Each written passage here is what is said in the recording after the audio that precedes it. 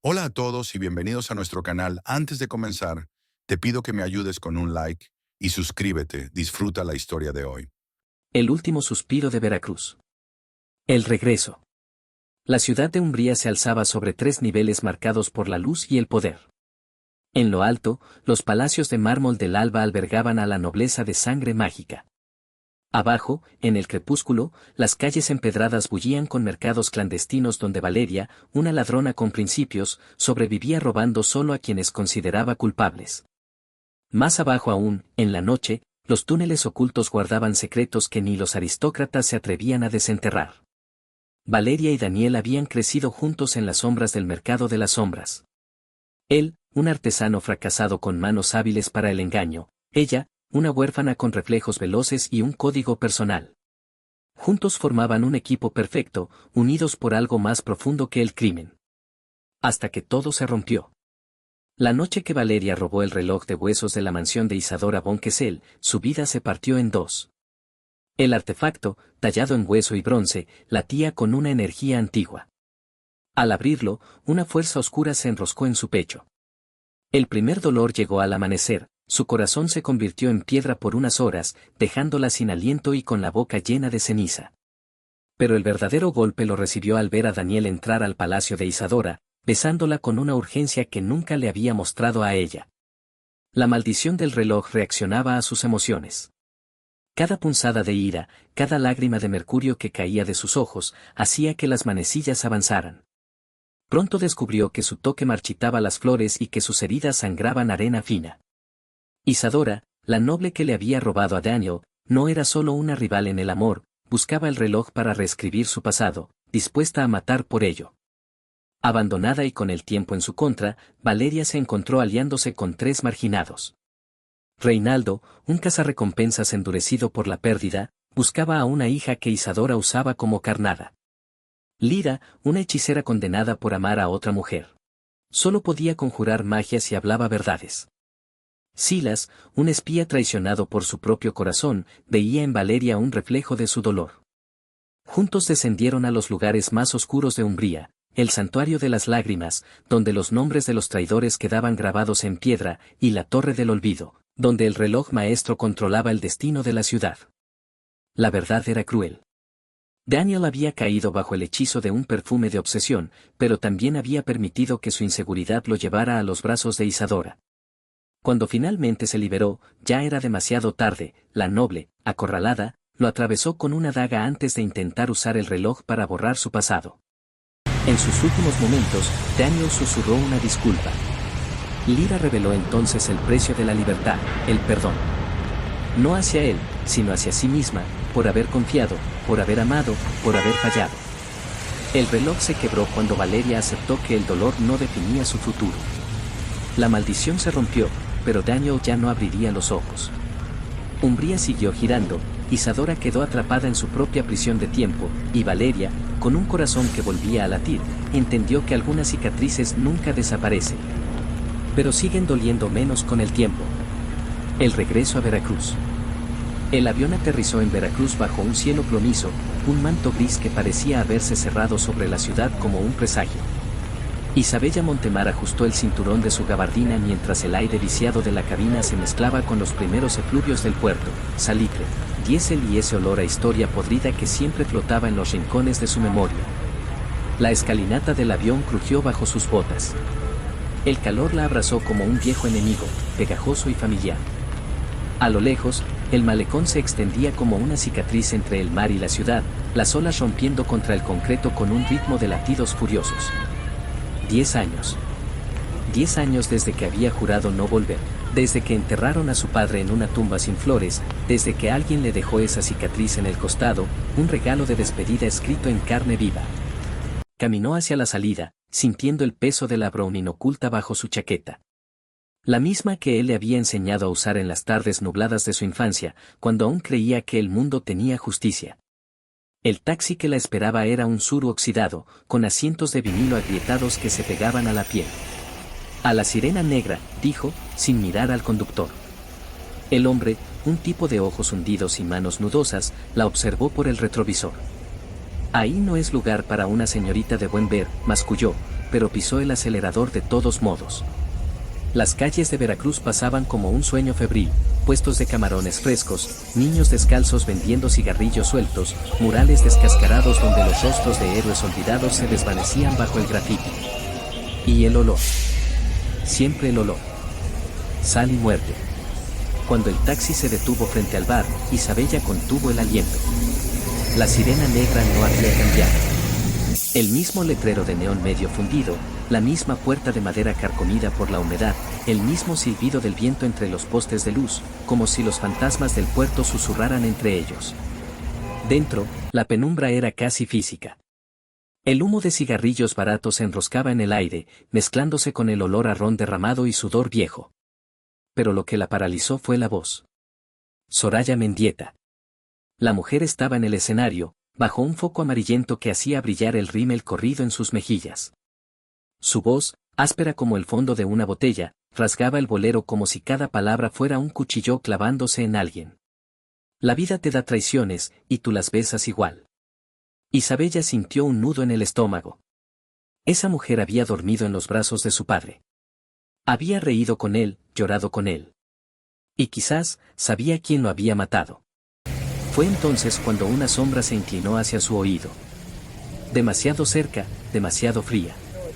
Buscas algo que te va a matar, niña. Isabella giró, su mano ya en la Browning, pero se detuvo al ver el rostro de Rafael Valdés, el sombra. Un hombre que parecía tallado a golpes, una cicatriz le cruzaba la cara desde la ceja hasta la mandíbula, los ojos oscuros como pozos sin fondo, las manos marcadas por quemaduras de cuerdas y pólvora. Ya no soy una niña, Rafael, respondió, conteniendo el temblor en su voz. Él sonrió, mostrando un diente de oro. Aquí todos mueren como niños, Isabella. Hasta tu padre. El bar pareció quedarse en silencio por un segundo. Hasta Soraya dejó de cantar. Y entonces, Isabella supo que había vuelto al infierno. Los fantasmas hablan. Las escaleras crujieron bajo sus pasos como huesos viejos. El departamento de su padre estaba exactamente como lo recordaba, una cápsula del tiempo llena de polvo y fantasmas. La cerradura se dio con un gemido familiar, la misma llave que había guardado durante 10 años, escondida en el forro de su maleta como un talismán maldito. El aire era espeso, una mezcla de tabaco añejo y papel en descomposición que le hizo arder los pulmones. Isabella dejó que la puerta se cerrara a sus espaldas con un golpe sordo, como si el apartamento mismo respirara aliviado de tenerla de vuelta. Aquí había muerto algo más que un hombre. Aquí había muerto la justicia. Sus dedos trazaron el escritorio de roble gastado, sintiendo las marcas que las copas de whisky habían dejado en la madera. El calendario seguía abierto en la misma fecha maldita, 12 de octubre de 2013. El día que todo se había terminado. Entre montañas de expedientes amarillentos, una fotografía le cortó el aliento. Don Ignacio y Ezequiel Rojas, brazos sobre los hombros como hermanos de sangre, sonriendo frente al malecón. La imagen estaba manchada en una esquina, ¿sudor? ¿Lágrimas? No podía saberlo. Lo que sí sabía era que ese mismo Rojas ahora movía cocaína en los muelles mientras su hija agonizaba en un hospital privado, vendiendo su humanidad gramo a gramo. El sonido de cristales rotos la hizo saltar. El bar La Sirena Negra bullía debajo de su ventana, la música filtrándose entre las tablas del piso como humo tóxico. Bajó las escaleras con la foto apretada contra el pecho, como un cuchillo que quería clavarle al mundo. Dentro del bar, Soraya limpiaba vasos con movimientos mecánicos, sus uñas descascaradas raspando contra el cristal. La cantante no alzó la vista cuando Isabella dejó caer la foto sobre la barra. No fue un accidente, Soraya escupió las palabras como si le quemaran la boca, sus ojos brillando con algo más que alcohol. Tu padre miró a los ojos al diablo y no parpadeó. Por eso lo empujaron. Su dedo índice, deformado por algún viejo accidente, señaló la foto. Y ese hijo de puta lo ayudó a subir al balcón. El silencio cayó como un mazo. Hasta el ventilador dejó de girar. Entonces, desde la esquina más oscura del local, el viejo Mendoza soltó una carcajada que sonó a balas cayendo al suelo. Ja. La niña quiere jugar a los detectives, el sicario se tambaleó hacia ellas, su olor a orín y aguardiente formando una nube visible. ¿Nunca te preguntaste por qué el forense firmó suicidio?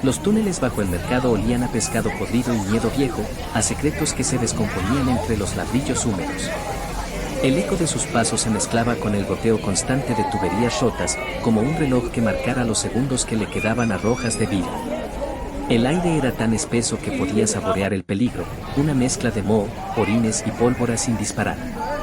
En las paredes, manos anónimas habían dejado marcas de sangre y mensajes cifrados que solo los fantasmas del puerto podían descifrar. Por un momento, creyó escuchar la risa de su padre entre los susurros del subsuelo. Cuando emergió al muelle 12, la luna se reflejaba en el agua negra como petróleo. Allí estaba Soraya, envuelta en un abrigo demasiado grande para su cuerpo frágil, metiendo una maleta desgastada en la lancha que la llevaría lejos de este infierno. ¿No vas a mirarme a los ojos para decirme adiós, Soraya? La voz de Isabella cortó la noche como el filo de un cuchillo. La cantante se volvió lentamente. Sus ojos estaban rojos, pero no de llanto sino de vodka y noches sin dormir. Tiene su mirada, murmuró Soraya, apretando un pañuelo ensangrentado entre sus dedos. La misma que tenía cuando supo la verdad. Cuando comprendió que el monstruo no vivía en las calles, sino en el palacio municipal. El viento salado azotó sus rostros cuando Soraya señaló hacia el norte, donde las luces del ayuntamiento brillaban como dientes de tiburón. Fue el alcalde, confesó como quien escupe veneno. Quintana ordenó la masacre de los Pinos cuando los pescadores descubrieron la coca en sus barcos. Tu padre tenía los nombres de los marineros ahogados y las transferencias a cuentas en las Caimán. Isabella sintió el peso de la Browning en sus manos, la misma que su padre le enseñó a cargar cuando tenía 12 años, cuando aún creía que las pistolas servían para hacer justicia y no solo venganza. Soraya extendió un sobre manchado de grasa. Aquí está todo. Hasta los recibos del hospital donde la hija de Rojas murió esta tarde. Una lágrima finalmente cayó por su mejilla. El muy idiota seguía creyendo que el alcalde pagaría el tratamiento. El motor de la lancha ronroneó como un gato enfermo. Isabella no intentó detenerla cuando Soraya subió a la embarcación. Ambas sabían que algunas historias solo terminan de una manera. ¿Lo harás?, preguntó Soraya desde la oscuridad creciente. ¿Después de saber que tu padre también tuvo las manos sucias? El frío metal de la pistola era ahora una extensión de su cuerpo. Isabella miró hacia el ayuntamiento, donde Ernesto Quintana probablemente brindaba con champaña robado. No lo hago por él, respondió al fin, ajustando el seguro con un clic que resonó como un disparo en la noche. Lo hago por los que quedan vivos. Cuando la lancha desapareció en la niebla, Isabella ya caminaba hacia el norte. Llevaba muerte en las manos y el sabor a pólvora en la boca.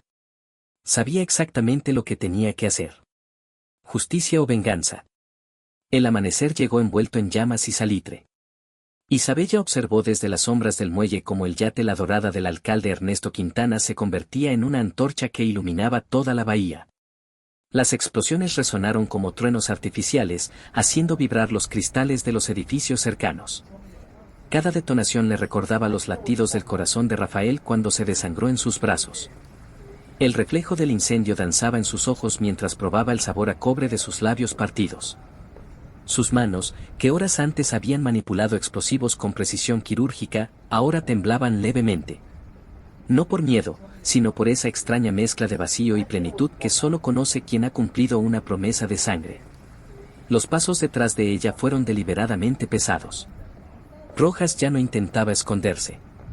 Su uniforme de gala, el mismo que llevaba en la foto con su padre, estaba arrugado y manchado de lo que parecía ser vómito. Pero lo que más llamó la atención fueron sus ojos, dos pozos vacíos donde antes ardía la ambición. Mi hija murió anoche, su voz sonó como papel de lija sobre madera podrida. A las 3:17 de la mañana, mientras tú colocabas esos explosivos, ella dejó de respirar. Isabella sintió como el peso de la Browning en su cintura parecía aumentar.